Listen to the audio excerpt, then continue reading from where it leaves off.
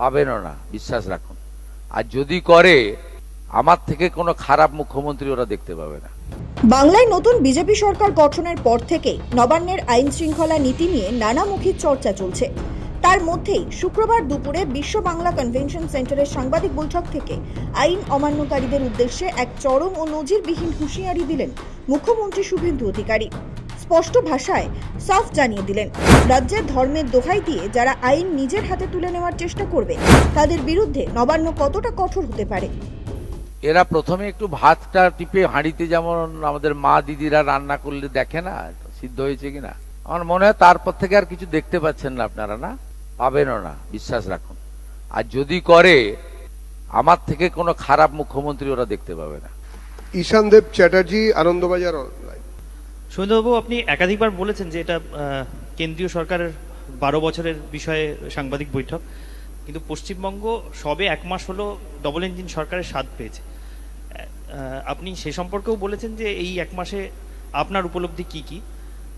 তবু একটু স্পেসিফিক্যালি জানতে চাইবো যে এই 1 মাসে আপনি এই সরকারের সবচেয়ে বড় অর্জন বা সবচেয়ে বড় প্রাপ্তি হিসেবে কোন বিষয়টিকে বা কোন বিষয়গুলিকে দেখছেন।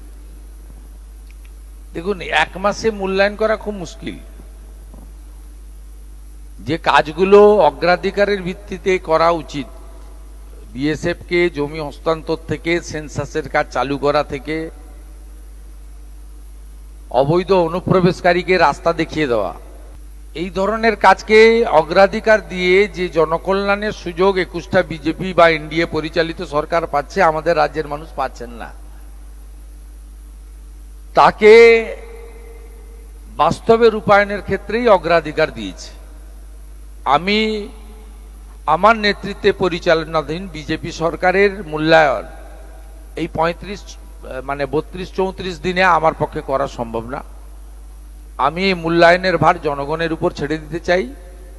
তাদেরকেও বলবো যে আমাদেরকে আপনারা সময় দিতে হবে।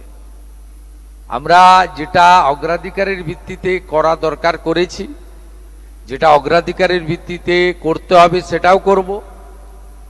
এবং এই সরকারের মূল্যায়ন 2007 31 মার্চ অর্থবর্ষ শেষ হওয়ার পরে যদি সবগুলো প্যারামিটার মূল্যায়ন করেন।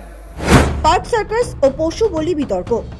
মুখ্যমন্ত্রী পদে বসার পরপরই শুভেন্দু অধিকারী রাজ্যে পশু বলি সংক্রান্ত বেশ কিছু নিয়মাবলী অত্যন্ত কঠোরভাবে প্রয়োগ করার নির্দেশ দেন। ঈদের মুখে সরকারের এই কড়া নির্দেশিকাকে কেন্দ্র করে রাজ্যের একাংশে তীব্র আলোড়ন তৈরি হয়েছিল। সংখ্যালঘু সমাজের প্রগতিশীল অংশ সরকারের এই সিদ্ধান্তকে স্বাগত জানালেও পার্ক সার্কাস 7 পয়েন্ট ক্রসিংয়ে এর বিরুদ্ধে একটি বড়সড় বিক্ষোভ দেখানো হয়। একই সঙ্গে প্রতিবাদ জানানো হয়েছিল বুলডোজার অ্যাকশন নিয়েও। এমনই একাধিক ইস্যুর বিরোধিতায় গত 17 মে একদল বিক্ষোভকারী পার্ক সার্কাসে জড়ো হয়। পুলিশকে লক্ষ্য করে ইট ছুটতে শুরু করে বিক্ষোভকারীরা। এক কথায় রণক্ষেত্রের চেহারা নেয় পার্ক সার্কাস চত্বর। ভাঙচুর চালানো হয় গাড়ি, হামলা হয় কেন্দ্রীয় বাহিনীর বাসেও। বিক্ষোভকারীদের পাথরে কমপক্ষে 3 জন পুলিশকর্মী জখম হন। এই ঘটনার পরই বড় বার্তা দিয়েছিলেন মুখ্যমন্ত্রী শুভেন্দু অধিকারী। আহত পুলিশকর্মীদের দেখতে গিয়ে পার্ক সার্কাসে দাঁড়িয়েই স্পষ্ট জানিয়ে দিয়েছিলেন এটাই শেষ ঘটনা। এরপর এমন ঘটনা ঘটলে তার চেয়ে খারাপ পুলিশ মন্ত্রী আর কেউ হবে না। হঠাৎ করে কিছু লোককে জড়ো করে ধর্মীয় স্লোগান দিয়ে পাথর ছোড়া, এটা কাজ শ্রীনগরেও বন্ধ হয়ে গেছে। আমার মনে হয় পশ্চিমবঙ্গে বা কলকাতাতে এটাও বন্ধ হওয়ার খুব দরকার রয়েছে। এই কাজগুলো করবেন না, এই কাজগুলো করবেন না, এই কাজগুলো থেকে বিরত থাকুন। पुलिस लोग इंजर्ड होगा और पुलिस मंत्री एसी रूम में बैठ के देखेगा, ये सब दिन होती। पास्ट इज पास्ट, छोड़ दीजिए। अभी गुंडागर्दी बंगाल में खत्म। আপনারাও কান খুলে শুনে রাখুন, এটা আপনাদের শেষ ঘটনা। এরপরে আর কোনো এই ধরনের অ্যাকশন আমরা করতে দেব না। যদি করেন, আমার থেকে খারাপ কোনো পুলিশ মন্ত্রী হবে। শুক্রবার ফের সাংবাদিক বৈঠকে পার্ক সার্কাসের সেই বিতর্কিত বিক্ষোভের ঘটনা নিয়ে মুখ্যমন্ত্রীকে প্রশ্ন করা হয়। নির্দিষ্ট সম্প্রদায়ের একাংশ যেভাবে অতীতে বা বর্তমানে ধর্মকে সামনে রেখে আইন শৃঙ্খলা ভাঙার চেষ্টা করেছে, তাদের প্রতি সরকারের মনোভাব ঠিক কি তা জানতে চাওয়া হলে স্বভাবসিদ্ধ ভঙ্গিতেই জবাব দেন শুভেন্দু। ভাতের হাঁড়ির চাল টেপার মতো দুটো চেষ্টা হয়েছিল। সাংবাদিকদের প্রশ্নের উত্তরে মুখ্যমন্ত্রী বেশ কিছু সংবেদনশীল এলাকার প্রসঙ্গ টেনে বলেন, রাজ্যে নতুন সরকার গঠনের পর ভাতের হাঁড়ির চাল টেপার মতো দুটো চেষ্টা হয়েছিল, যেমন মা দিদিরা করে থাকেন। একটা আসানসোলে, যেখানে একজনের বাড়িতে ঢুকে হামলার চেষ্টা হয়, আর 2 নম্বর ছিল পার্ক সার্কাস। এই আইন শৃঙ্খলা মানে ওই ধুলিয়ান, শামশেরগঞ্জ, মোথাবাড়ি, বেলডাঙ্গা মডেলের কথা বলছেন সম্ভবত। এরা প্রথমে একটু ভাতটা টিপে হাঁড়িতে, যেমন আমাদের মা দিদিরা রান্না করলে দেখে না সিদ্ধ হয়েছে কিনা, একটু দেখেছিল।